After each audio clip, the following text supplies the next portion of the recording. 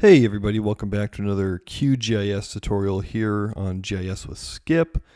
Today I'm going to show you how to make a heat map inside of QGIS. It's pretty simple, but a little bit different if you're coming over from something like ArcGIS Pro. To do it, we have our point layer here, this Jersey Mike subs, which are displayed over here. We want to turn these into a heat map showing the densities of Jersey Mikes all over the United States and the few in Canada.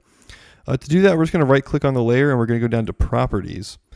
In the Symbology tab, up here where it says Single Symbol, we're going to drop that down and we're going to select Heat Map. The first option we have is our color ramp. We're going to go with this spectral one because I like the green for sparse areas and the red for the dense ones. But you'll notice here that it's going to have red for the sparse and like a green-blue for the dense. I don't like that. So if we expand again, we can click this button at the top that says Invert Color Ramp. And now we're going to have blue for the sparse, red for the dense. I'm going to change this here, the radius to points, just because I want it to factor in based on points, not on any sort of geographic measurement. And I simply click Apply. And there's our heat map. Now you're saying, wow, that sure looks bad because everything outside of where there's the United States and Jersey Mikes, it's just a big sea of blue. How do I fix that? Well, let me show you. It's pretty simple. Right click again on your layer, go to Properties, and I want you to just click on the color ramp. Don't expand the menu down, just click the color ramp. And now we'll see that we have these little markers down here. These are our breakpoints of where the colors start to change. So what I'm going to do is I'm going to drag this one over here. Or sorry, we can leave it where it was. It doesn't matter.